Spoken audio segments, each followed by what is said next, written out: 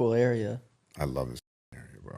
I just moved to so I was always in the city. So now I'm starting to like come deeper out and check it out and stuff.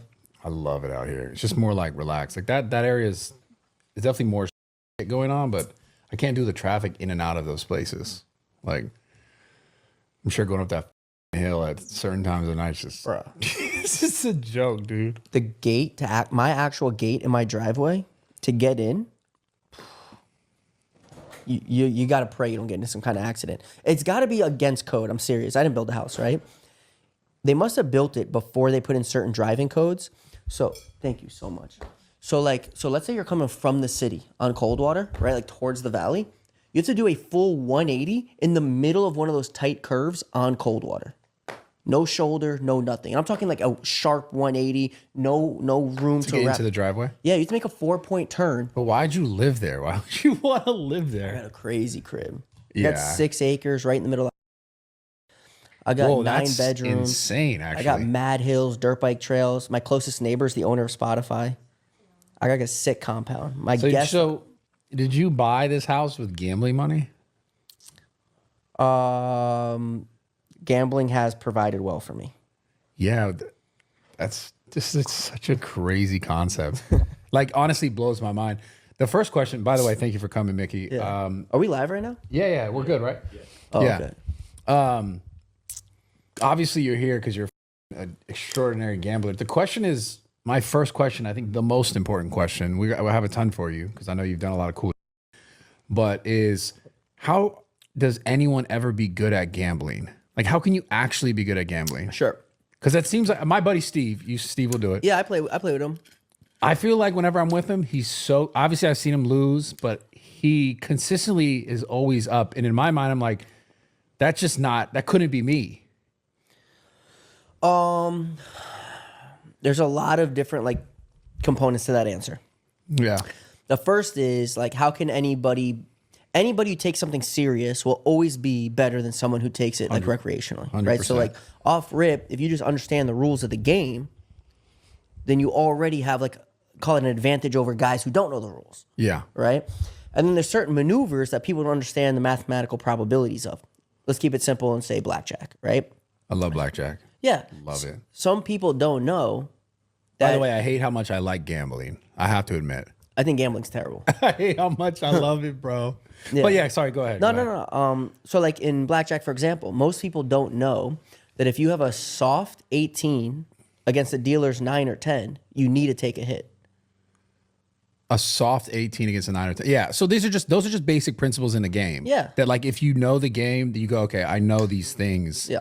And someone might be like, oh, I got 18, I'm not hitting. Right, which is very common for a recreational blackjack player. Yeah. They go, I got 18, good hand, I stand. So describe a soft 18. As an ace and a 7. Yeah. Because the thing is you get a free hit and you need 18.55 for the law of large numbers to be an overall winner.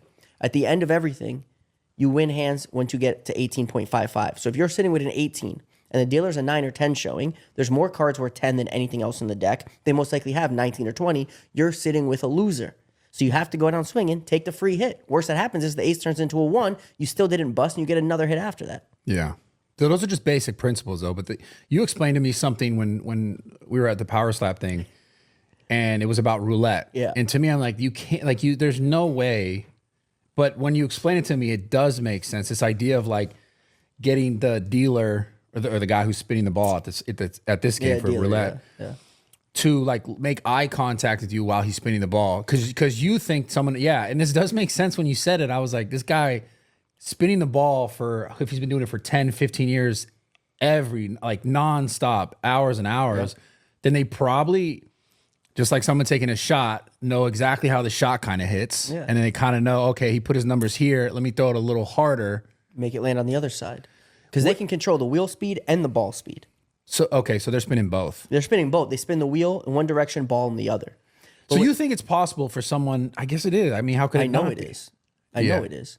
I did videos. So I got this guy. All right. So there's a guy. I don't know how old he is. 80 years old. Been a dealer for 50 years. I have a video. You go look at my TikTok. I made a 3-part series with this guy talking specifically how pit bosses used to ask him to cheat and the details of how he cheated for the casinos. He talks about the roulette wheel. He goes, I can throw it guaranteed within 3 numbers. That's insane. So you can't. I mean, so you can't really beat that then, unless you. Well, that's what I was telling you. So right when the dealer spins the wheel, he spins the wheel, then the ball. Right. Yeah. When he spins the wheel, he's about to throw the ball. You say, "Look at me," because now he's taking a blind shot. It's like Steph Curry shooting threes, But he still hits though. He still hits. yeah, but the accuracy dramatically drops off. Yeah, of course. But in theory, on that example, the dealer can cheat for you. What do you mean? Well, the dealer can put the ball wherever he wants within 3 numbers. He doesn't have to put it away from your money. But I mean, if he's obviously working for the casino, it's making sense for him to put it away for your money. I mean, unless your boy's a dealer and you break him off on the back end. In theory, I'm not saying I've done that or know anyone who has, but in theory, that has to be super like. I was watching Casino. You know, the old like mob. Of course. Of course, you know it. I wonder if casinos are they just like, I always just wonder is that still not happening? Like, not just killing random people in the desert and stuff, but I wonder if casinos are like, I wonder if they ever take it to that level anymore. If it's like really that serious. Nah. There's no like physical threats. Super regulated. Yeah. Because you've been kicked out of casinos. Yeah, almost all of them, yeah.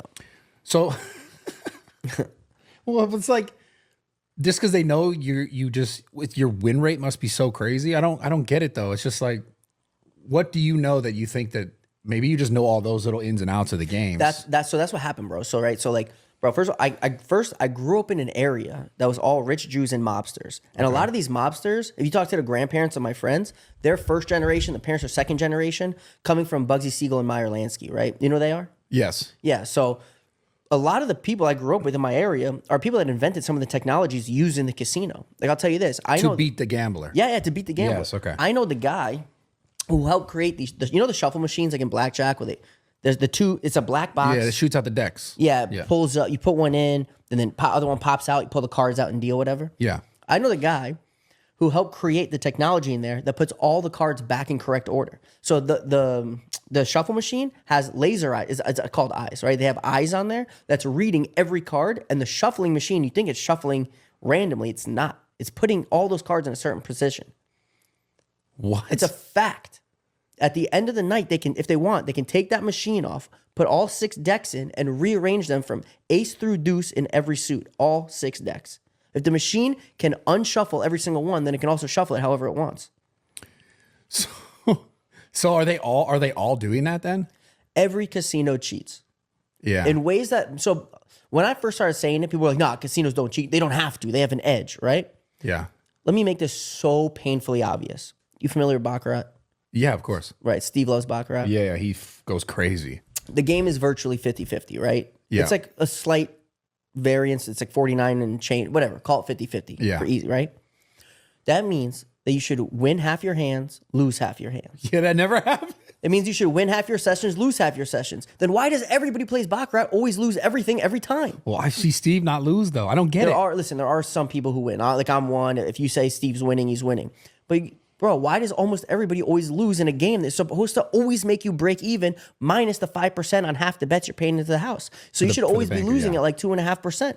So for every $100, you should be losing $2.50. But instead, for every $100, everyone loses $100. Yeah. In a game that's 50-50. How do you always lose in a game that's 50-50? So why do people still do it then? I think they're sold on this false sense of reality. And I also think through propaganda and media and like false belief, people are like born almost, not born, but like, their brain is wired to believe that they're not cheating, right? So your first natural belief growing up is that you go to a casino, yeah, they have an edge, but everybody gets lucky, you could win, you can outsmart them, whatever. So they're going. And then once you have this idea, they're just driving it home with the flashy lights and the noises. And the free food, the free hotel the liquor, rooms. the rooms. And you know, and depending on how big you go, they'll Shout give out you Red Rock. things- I love the Red Rock, by the way. Yeah. We'll tell them to unban me. Bro, they really banned you. Bro, they had the cops swarm on me after Power. When I saw you at Power Slap, and we all went over in Durango. When we were in Durango, we went over to the high limit. No way. Bro, I'm playing with bro.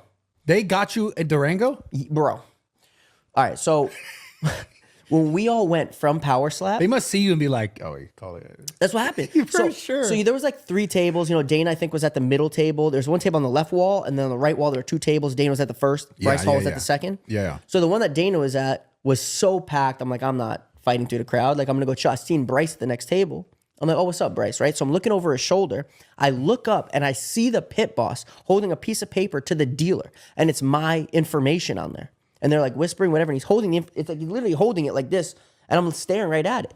And for a second, he looks up, we lock eyes. I'm like, everything good? And he just dead stares at me, no response. And I look behind me and I see the PD, right, the police department, assembling at the big archway into the high limit. The thing is that the cops don't know exactly what they're there for. They just know that they're there for something, right? Yeah. I watched the guy holding my paperwork approach the cops, where he's obviously going to say, like, that's the guy, like, whatever. Yeah. As I see him walk towards the cops, I walk right behind him. He stops to inform the cops. I just keep going and I get out. Yeah. And when what do they do? What are they going to just say? Hey, you got to get the out of here, No, they were basically? going to arrest me for trespassing. Oh, so you're already banned. Yeah, I'd been trespassed from stations, yeah. Okay. And you're then already from the Durango? That's brand new. Yeah, but it's owned by stations, which I'm trespassed, which Okay. is Red Rock, yeah. Yeah. And when I left, they went back to talking about it, and you know who MK is? No. It's like the YouTuber kid, whatever. There's a YouTube kid named MK and Bryce. They were sitting next to each other playing. They both overheard the entire conversation about me. They were like looking for me, like, where'd he go? Like all this. And then when they realized I left, they just started talking openly about me, like the staff there. And they heard the whole conversation. So there's none you can go to. I can go inside of 3 of them, and I can play at 2 of them. Why can you go inside 3 but only play at 2? So one of them is, I don't want to say the name because I don't want people to think I'm promoting it. that's You know what I'm fine. saying? Yeah. One of them is brand new, and they're not owned by a casino company. They don't have a history of a gaming company. So they let you play. So they let me play, but they did kick me out. So they invited me for grand opening night, 4 nights in a row. Everything was good, right? Had me eating at the steakhouses. Well, why invite you if they know you're that guy? Well, I think what's happening is they're using me for free marketing. Got it. Because they Makes know. sense. Yeah, because every time any celebrity in the world wants to gamble, they call me and like, where should we go? Yeah. And I'm like, well, I got 2 options. You know what I mean? So, well, how does that work? Like, how did you get linked up with who's the first celebrity who hit you up? I think Drake was the first one that discovered me. Drake. This is such a Drake thing to be the guy who discovers you. That's hilarious because he's so tapped in with. Yeah. So what? Drake? What does he DM you? Mm-hmm. And he's like, bro, has someone hit you up? Okay. So I'm at my buddy's pool, right? It's like midday on like a random day in the summer. Wait, what city are you in? LA. Okay. I'm in LA. This is like years ago. Like, you know, I'm new to social media. So I started, I think, 4 years ago. So I had like 10K followers when this happened. Were you gambling prior to that, obviously? Yeah. Okay. So I'm in the pool and like, you know, we're all partying. It's like chicks, whatever, just hanging out. And I just like hear my phone like nonstop. Mind you, I'm so new to social media that my phone's not popping like that. There's no reason for my phone to be off the hook, right? And it goes ding, ding, brr, brr, brr, ding, ding. I'm like, what is happening? I check my phone. I don't know. You know, to this day, I haven't figured out how people realize this. I never even asked my buddies. Everybody's calling and texting me, yo, Drake follows you, Drake follows you, Drake follows you, Drake follows you, like all this. I don't know how anybody realized that. What the? I don't know. Maybe it hit a tabloid. You know that they have like, you know, like TMZ or whatever. They like look at But it must have been celebrities. like the day before for them to all like. Do you think it happened that fast? He followed and they made a tabloid. I think there's like, yeah, I think I'm making this up, but I think there's like TMZ and stuff like, or what tabloids that have a program that like watches people's accounts like that, high profile people to Makes see when they sense. follow a new person. That makes sense. So I think that happened. Drake followed me. The program picked it up and they put like this news alert, like whatever, like news articles, like whatever. And all these people like online seen it and start hitting me up like crazy. And I'm like, what the heck? Drake follows me? I'm like, I'm nobody, bro. Like, well, I don't even know what's happening right now.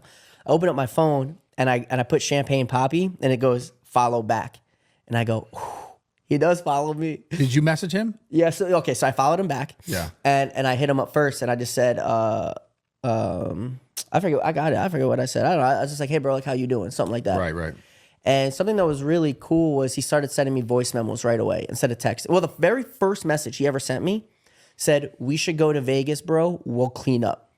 It was his very first correspondence. He's such a gambler, dude. Yeah, his first correspondence ever. And I was like, yeah, for sure, bro. Like, yeah, you know, I'm like, bro, you're Drake. I don't know what. That's sick. You know, yeah, I'm just like some kid, like 10K followers. I had Instagram for like 3 months or something. Like, I don't know what's happening. And How do you think he found out about you? I don't know. That dude's so in, dude. What? Yeah, I did start going viral almost immediately when I made social media. But like, even that is like, so like, there's so many layers he would have to go through before thinking, yeah, this is him. Like Micky's him. That's It's almost like Himmy Neutron, someone you know? else had to. Someone else had to be like, yo, this guy. It might have been somebody that might have actually known me in my life. I really never asked, right? Yeah. Somebody who might have actually known me might have put Drake on, or maybe Drake seen a video of me that was going viral and just said something about it, and by pure chance, somebody in the room who knew me was like, "Yeah, that's him, Neutron," you know? Yeah. So did you guys go gamble in Vegas then? I don't want to speak on any like too many details. Right. I think that he doesn't appreciate like people like speaking on him so much. You know what I mean? Yeah, that's fair. Yeah, I think a lot of people like like people like cling on and stuff like that. Of course.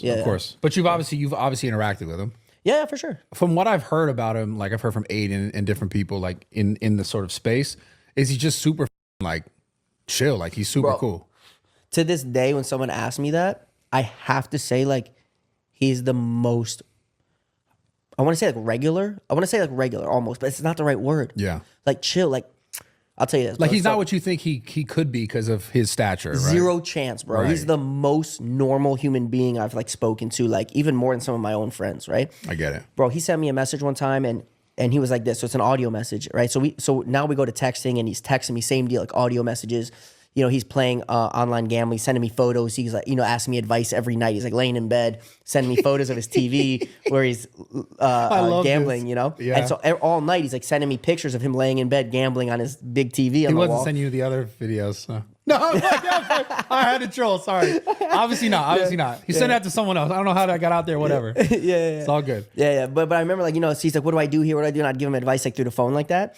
And he sends me an audio message one time and he goes, I swear it was like this. It was like, this is how it starts. He goes, hey, bro, I don't want to be rude. I swear to God. He's like, I don't want to be rude, but is it okay if I ask you a question? And I'm sorry if it's rude. I'm just new to this. I'm not like a gambler like you, and I don't know if this is incorrect. I don't want to be inappropriate. I just want to ask a question. Please don't take offense to it. And the whole time I'm thinking like, bro, ask me the question. Yeah, what are you about to ask me, bro? I'm like, you're Drake. Just hit it. Just drop it, right? Yeah. And he asked me like the most mundane question about gambling. It was like it's so simple. It was like, I don't know, like a regular question. And then he wraps up the audio message again saying, I'm really sorry. I hope I wasn't crossing any lines. Am I being rude? And I just hit him back. I'm like, homie, Yeah. you're good, man. Ask me anything, you know? And he was just like the nicest guy, like regular. Yeah. So what else did that turn into? Did that turn into other sort of celebrities or other sort of contacts? So again, like I never really asked. Now, mind you, I'm like at this point in my life, I'm a normal guy. I was anti-social media my whole life. Like At this point though, did you already have a lot of money? yeah. Okay. Yeah. So you were chilling. I was super chilling. Yeah. Yeah, I was big chilling. And so I never really asked. I'm a little bit starstruck because like all the biggest stars in the world are hitting me up and like hanging out with me, like all this. So I'm like nervous how to even like interact, sort of, you know what I mean? Yeah. And so I've never actually asked how all this chain of events has happened. But right after I got put on with Drake, the next one that I remember was Lil Baby. And Lil Baby has me come out to Vegas, go on stage while he's performing at his residency. And the back of the stage of this venue was like kind of like its own party, like of whoever he invited. Yeah. And I'm there with like, I think 2 of my buddies or something. And so we're on stage. As soon as the show is done, he like literally turns, like we're side stage right now, like still like crowd is active. And he just goes, so what's the move? And I'm like, bro. Like as he's performing? Yeah, like That's bro, funny. he does the last song now. I'm still new to this. I'm new to being on stage at this point in my life. You know what I'm saying? So I don't really know what's going on. Yeah. I'm just happy to be there. Yeah, of course. And he's performing, he like turns, hands the mic to someone, and as he's doing that, steps to me and he goes, what's the move? Where are we going? Yeah. And I'm like, what do you want? You know, and he goes, you want to party? And I go, I like to party. And he goes, you got a spot? And I go, yeah, my homie's got a villa over at whatever building. He goes, can I bring girls? And I go, yeah. And he goes like this. So I don't know who the dude was, maybe his manager. He looks at him and he goes, the girls, bring all of them. And then we just start walking. Swear, bro. I swear, bro. So he starts walking, and I'm just trailing him. I think I had 2 friends, maybe a third, I can't remember. And they're following me. And we go out through like the kitchen and all this, you know, like the Yeah. And we go out, and we're in this like private parking lot, and it's just like a grip of black SUVs. And then all of a sudden, all these girls, I don't even know how many girls, just start coming out this back door to this parking level. And it was a really cool moment, and I seen a couple of clips that people took on their phones. He just stopped, right? And he goes, hey, Micky. And I go, yeah? And we just start talking like 2 normal people.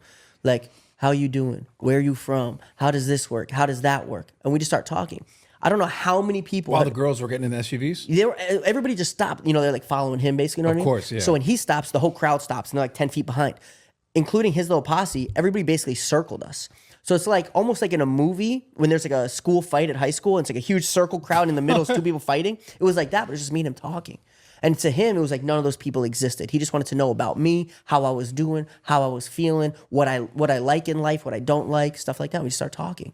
When did you guys go gamble? So then we load up the SUVs. I mean, I want to ask about the party, but you know, it's the details. You can't really share that. We load up the SUVs. Some partying begins, and all of a sudden I don't see him. He's like gone, but all his people are present, right? Like it's just him, not there. And so I call him, and I'm like, "Hey, bro, you good? Like you're not." I mean, we know where he's at. Yeah, I'm like, your security's here. Like, where are you? And he goes, I couldn't help it, man. I hit the tables. I was like, are you Whoa, serious? so he dipped and started gambling. Yeah, I swear, bro. And I swear to God. And I'm like, you what? And he goes, yeah, I'm at the table right now. And I'm like, what table? And he told me, I go, I'll be right there. I book it. Boom, I come. I have a cameraman there. He films the whole thing. And I walk up to him, and he's sitting at like a normal table that's filled with normal people. And he's just him, just little baby by himself. Yeah. And I'm like, no guards? nah, it's just him. Oh, that's dope. Yeah, but this is the thing about him. So he and I have gambled a bunch together. Something about him is he'll just move. He's just there. He's active. He's just moving. If he wants to play somewhere, he just sits down. He's just active, right? Which I thought was cool, but also a little alarming. Like he's walking through with crazy jewelry and crazy cash sometimes. He didn't have guard. He got to have There guards. were guards, but I'm telling you, I watched. Me and him been around each other a lot. Sometimes he'll just get up and move and groove.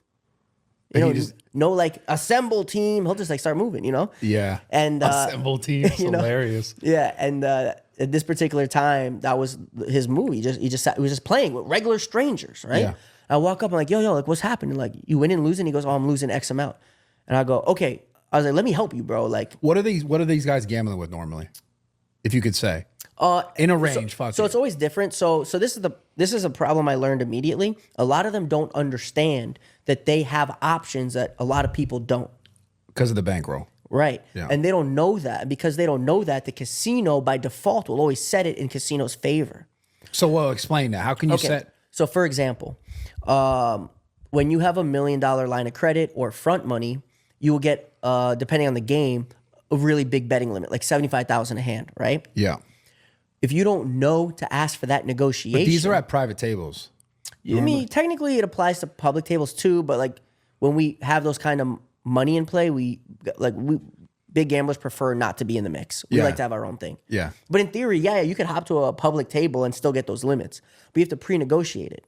So people don't know that bro, the things you can negotiate with a casino to help you win are ungodly. Okay, I didn't even know you could do any of this. So that's exactly right? So you show up, you got money on the books, right? You got money in your account or whatever it is, you're buying, credit line, whatever. You don't know how many things you can negotiate to help you. You don't know that. And they're not going to tell you that because they know it's not in their favor, the casino. Okay. So for example, Dana White and Drake, they know these things. So they have the negotiation set in their best favor. There was a time where they didn't know that, I'm sure. Just like when I sat down with Lil Baby that first time, he didn't know that he can do some of these things. So he's capped at $20K a hand. And I'm like, bro, you got, you know what? Don't quote me on this, but it's like, bro, you got $1 million on the books. You can bet 75K and you're stuck at 20. You can lose per one hand. Yeah, per one hand. Yeah. I'm like, you can lose all your money 20K at a hand, but you can't win all the money 20K at a hand. But you can win a lot of money 75K at a hand. So, okay, help me understand this. Because I get it. Obviously, I understand you have a bigger bankroll. You could play longer. You mean like... Well, I actually like to play shorter. Okay, I like so to play bigger, this is what I don't get, though. I don't understand how... If I'm betting now 75,000 a hand, I can just lose 75,000 a hand though. Sure. So how is there a benefit? Well, then you still have another $1 million. You still have, of course, $925,000 to win 75K back, right? Which is one benefit. The next is, let's say you pick a number that you want to win, but which is the right way to gamble. You shouldn't just go in there like, I'm just gonna have a good time. I'm just gonna gamble, whatever. When I feel like I'm done, I'm done. That's how people lose everything. Yeah. So if you're taking it serious and your goal is to win, you need to have a stop loss and a stop win, right? You have to pick, when I'm losing, when do I stop for the moment? When do I stop for the session? And when I'm winning, when do I call it a dub? When do I go, all I do is win two hands. You could be in that casino for 30 seconds, make 150,000 and leave. If your number is 150K and you're only allowed to bet 20K a hand, that's how the casino's edge picks up. I kind of understand that now. It's making more sense. The longer you play, the bigger the house edge becomes. In every circumstance. In every circumstance, especially because now you're fighting. In the beginning, it's like luck. It's like 50-50. Like a baccarat hand's like 50-50 basically, right? All you gotta do is win 2 hands. Like 50, basically you're looking at 50-50. You win the 2 hands, you made 150K, go home. If you have to actually keep playing and playing and playing, their edge will catch on. The luck, let's say it is luck, the luck runs out. And then I don't, because I'm just like, well, if I play bigger, I can just lose more money faster. But you can also win. Yeah. And that's what Steve